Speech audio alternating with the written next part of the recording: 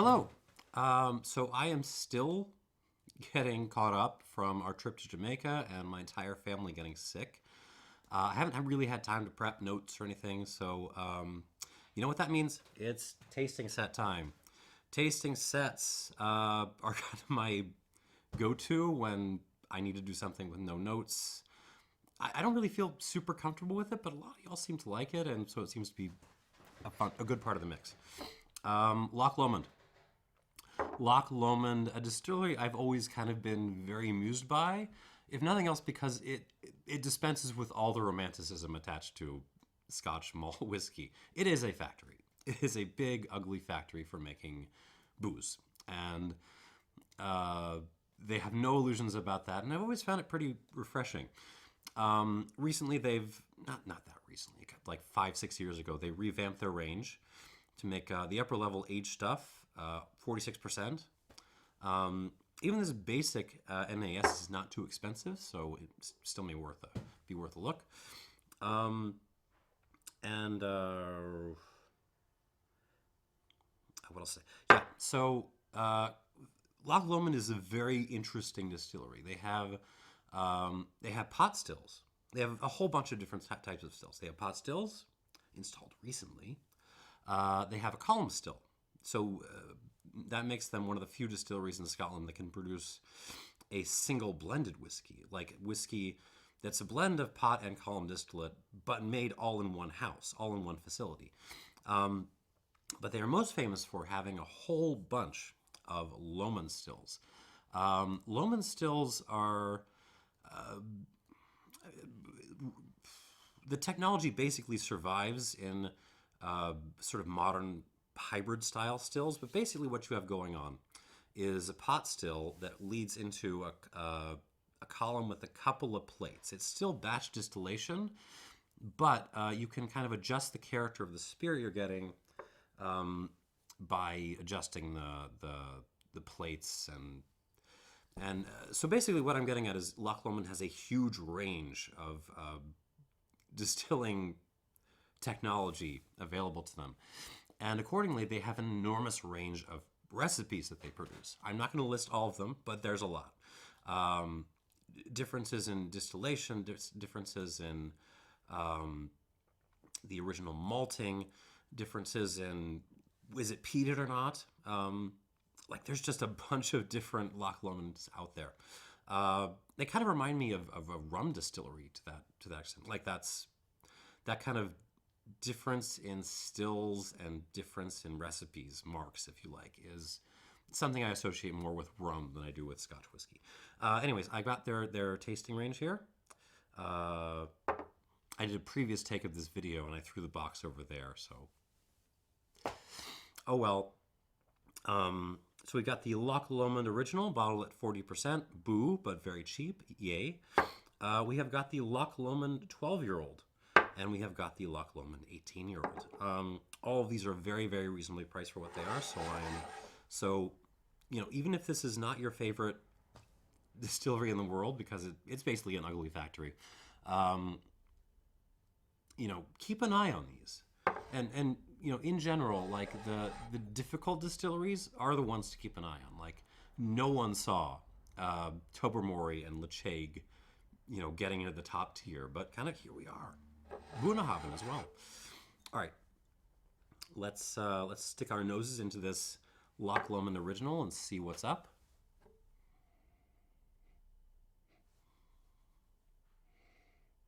I should mention that Loch Lomond is a Highlander. It's a Southern Highlander, and you're kind of getting that in the nose. So I'm getting. It's not as wild as I usually expect Loch Lomond to be. I've had some weirdness in these bottlings in the past, but this is pretty darn clean. There's cider apple, a fair bit of vanilla, as you would expect, some grassiness happening, but also some kind of herbaceousness. There's like a little bit of a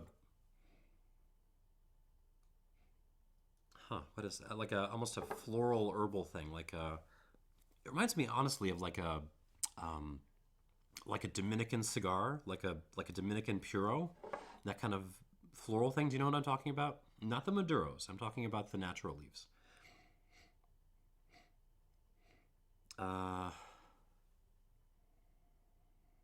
that's mostly it. There's some honey in there. There's some like just kind of like burned twigs. A little bit of like, yeah. Let's go with that. Some black pepper. Some kind of um, like holiday cookies with like cinnamon and ginger and that kind of and nutmeg and that kind of stuff. But yeah, it's mostly just kind of fruity and slightly grassy, herbaceous, and clean and nice. A little vague. That's the 40% talking, but I think this is under $30, so no huge complaints from me. On the palate,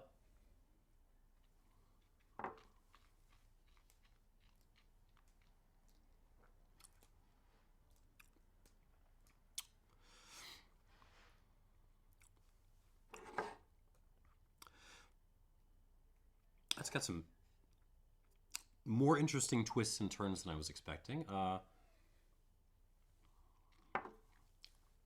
first of all, there's a lot of wood on this, which isn't bad. It's on the verge of being a little bit out of control with the American oak, but it's not crossing that line. So yeah, mostly follows in the nose. Cider apple, a little bit of, well, I was gonna say pear, but really it's more quince, like cooked quince. Um, lots of grass, lots of almost like sage happening. Um,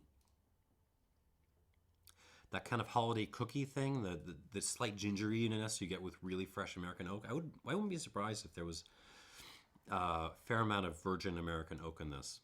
Um,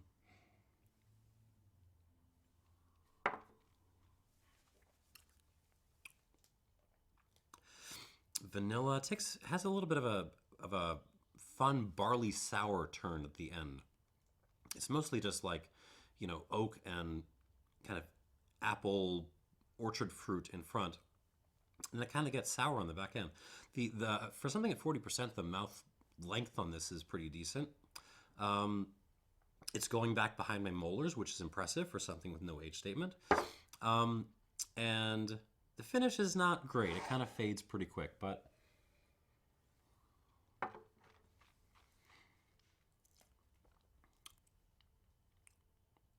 for $30, I'm not angry at this. I'm not going to give it a spectacular score. I'll tell you what. I'm curious to see what this does with water. This one, I was gonna like do these two and only add water to these and kind of give this a score right off. But I'll tell you what, I'm gonna add a few drops of water to this, and we'll come back to it because I'm curious to see what happens. All right, moving on. Loch Lomond, 12-year-old, bottled at 46%. Now, this is interesting because it's one of the, if not the cheapest, 46% malt on the market in Chicago. So if this is good, it doesn't have to be spectacular. We're not looking for a home run here. We're looking for a base hit, a good base hit. Then it's worth a buy. Uh-oh.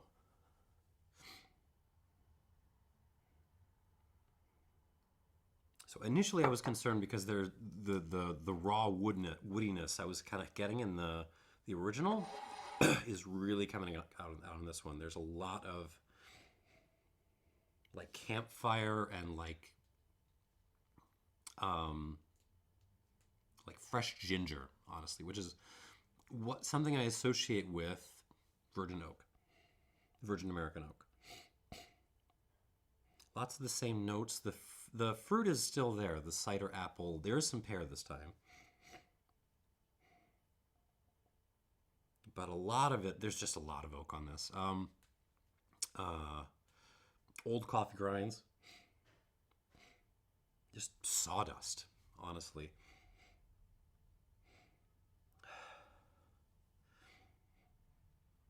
But the spirit is fighting back. The fruit is still there. The grassiness, the slight herbaceousness is still kind of there. That kind of floral cigar thing is still there. Uh, it's interesting. It's not. The more I nose this, the more I kind of like it, but it's not.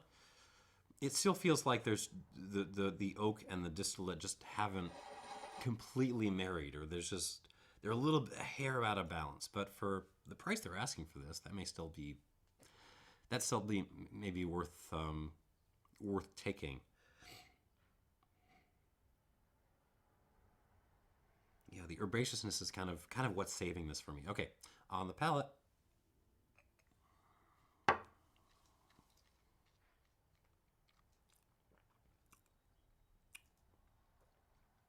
I like the palate more than I like the nose. Um, the first thing I notice is the finish is holding on much, much, much, much better than than the original, and the mouth feels a lot better. Um, and this wasn't bad as far as mouthfeel went.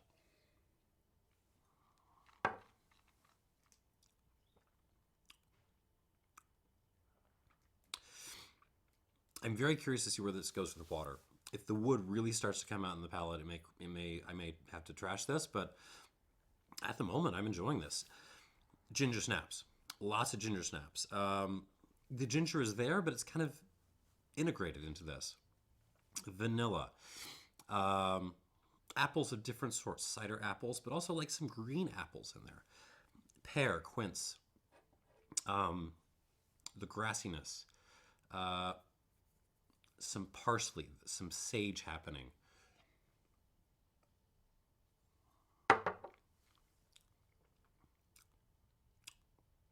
That kind of campfire thing again. That slightly, floral Dominican cigar thing. These are very consistent. How do I put this? The notes on these are very consistent from nose to palate, um, but the form is a little bit different. The balance really is different on this from nose to palate. The palate is much more balanced than the nose is. Yeah. A little bit of like a buckwheat honey thing on the palate here. It's nice. It arrives kind of.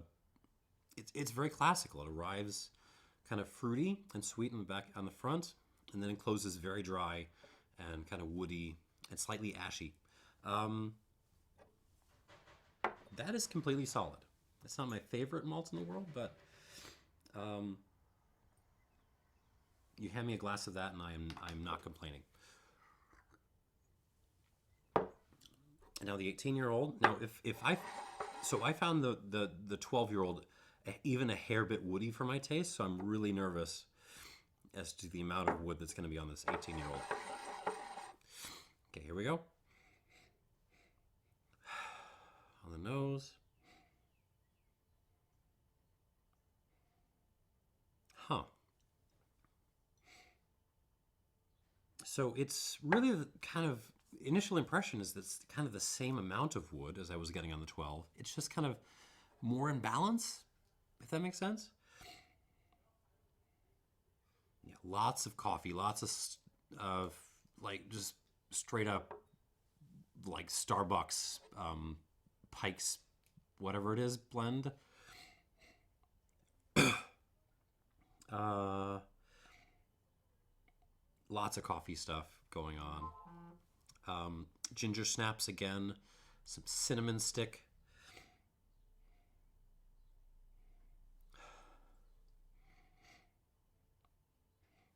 But yeah, and then there's the barley. You've got the orchard fruit, apple, pear, different kinds of apples, quince, um, and the barley sour thing is kind of coming through on the nose this time.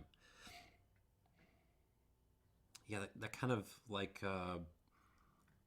almost like a oriental tobacco kind of thing. Um, that slight grassy, lemony thing.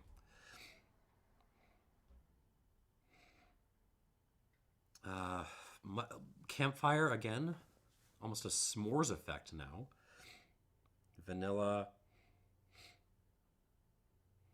No peat on any of these, obviously. Um, the peated Loch Lomonds are worth looking out for, though. They're very farmy, they're very stinky, but they're very interesting. Um, what I'm getting is not necessarily something older. It's kind of like a better version of what the 12-year-old was doing. It feels like the oak and is a little bit more in balance. It feels like it's uh, kind of synthesized with the spirit a little bit better. Still a lot of oak on it though. It's fun. I mean, this of all these, this one smells the most like kind of a traditional Highlander, honestly. And here we go on the palate.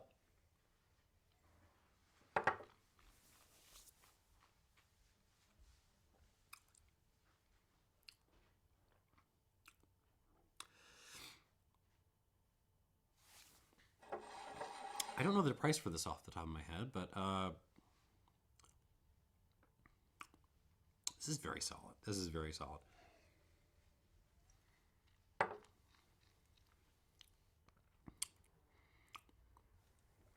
Woody boy, you have to like your American oak because there's a lot on here. Um, Vanilla, campfire, that Dominican cigar thing.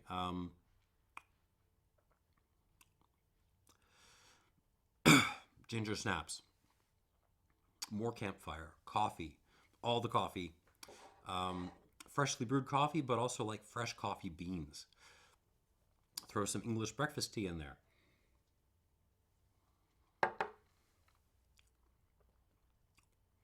But then there's just like this really nice barley fruit appley thing happening. That's kind of it's what's making this work for me. That it's not just about the wood.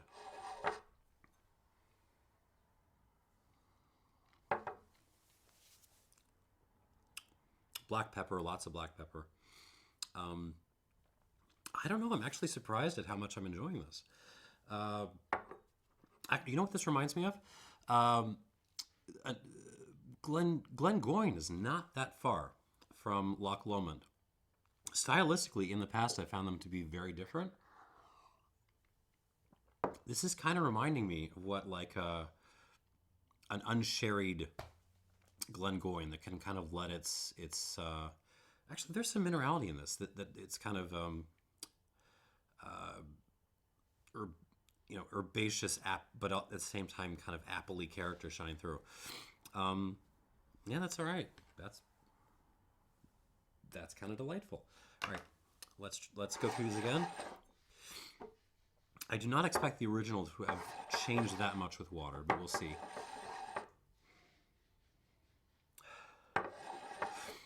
After the 18, like the grassiness is much more evident on the original.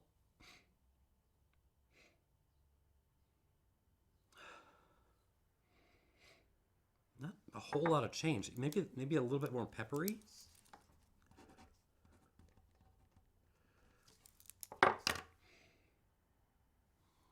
But yeah, I mean, the wood might be coming out a hair, but it's really just in terms of like the pepperiness.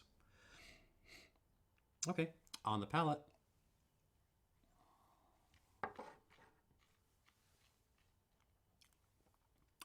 Uh, with water, it kind of collapses a little bit. Don't so. Yeah, I would not add water to that.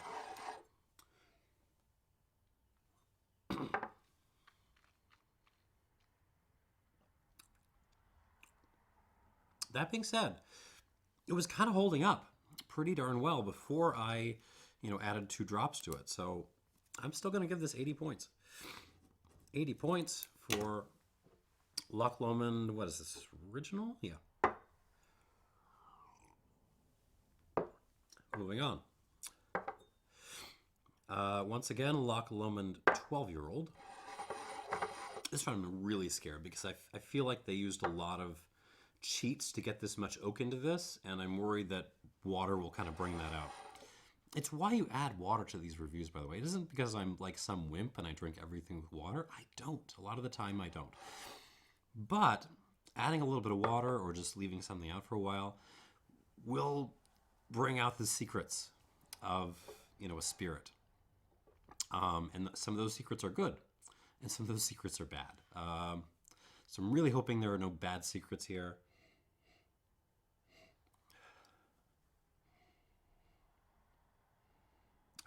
Gets a little bit more kind of holiday cookies. The cinnamon and the ginger come out a little bit more, but not a whole lot of development beyond that. But that does scare me a little bit because those are notes I associate with heavy oak influence. And I really enjoyed the palate on this last time, and I don't want that wrecked. Here we go. On the palate.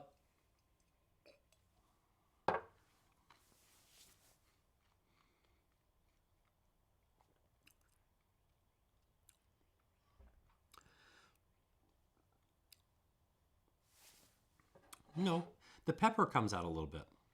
There's more kind of black pepper, actually some cinnamon toast crunch happening now. That's a little weird.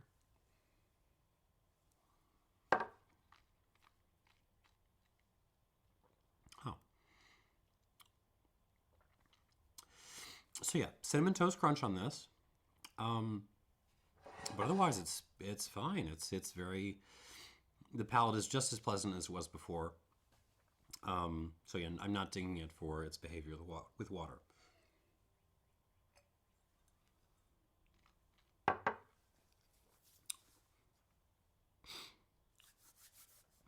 Yeah, I'm going to give this 83 points. Is it my favorite malt in the world? But no, but I feel like this is right on par with a lot of the entry-level options. Glenmorangie comes right to mind. A couple of others. It's not that far from even the Tomatin, the 12-year-old. But and if you are a woodhead, if you enjoy the oak, like this is probably a better option for you than either of those two. Yeah, it's an 83-point malt. And for the price and for the quality it's presented at, that's not bad. That's pretty impressive. But now, the 18-year-old. I'm going to check the price on this one.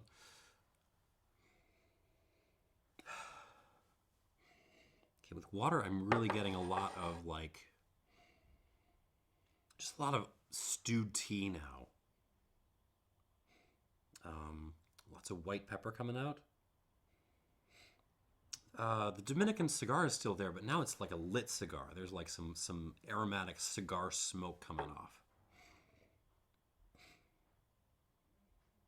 Okay.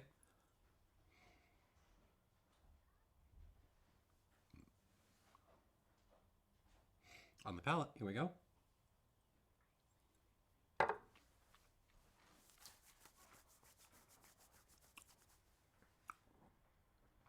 Ooh. I wasn't expecting that. There is a hint of peat on this. Way on, just popping up for a minute on the mid palate. There is a little bit of peat happening.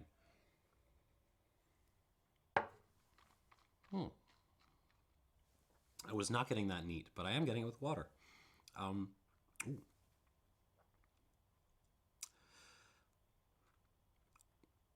Still very wood driven. You have to like the wood, but there's lots of other things going on here that kind of balance that off. The fruit, the herbaceousness,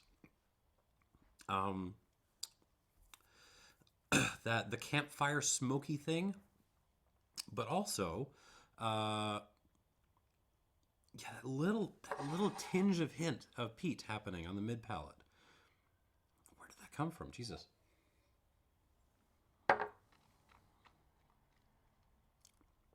Yeah, that's elevating this for me. Yeah, I'm going to send it. 85 plus. 85 plus for the Loch Lomond 18-year-old. I was really scared this one would be too woody. And if anything, it was the 12 that was a little bit too woody for me. Or at least like the wood didn't feel like it was in balance. And there we go. This is a pretty solid lineup for a distillery that does not have the best of reputations in Scotch whiskey circles. 80 points flat for the Loch Lomond original. Solid. I might spend my money with something else, but solid. Do not add water to it, though. It does not like water. Loch Lomond 12. 83 points. If you are a wood maniac and you want to get away from, the bourbons and the Armagnacs and all that stuff, this might be a good call for you. And the Loch Lomond 18, everything's going to depend on price. I don't think you'd use this for gifting purposes just because it says Loch Lomond on it rather than some distillery your giftee will actually recognize. But you could use it for that kind of thing, right? It's got that feel. It's very, very woody. You know what? In some ways, I think I would actually prefer this over a lot of stuff in like the Balvenie range, which I feels like gets too out of balance. Yeah, and I shall say no more. Loch Lomond 18, 85 points. Good showing. Thanks for watching, and cheers. I'm going to go to work.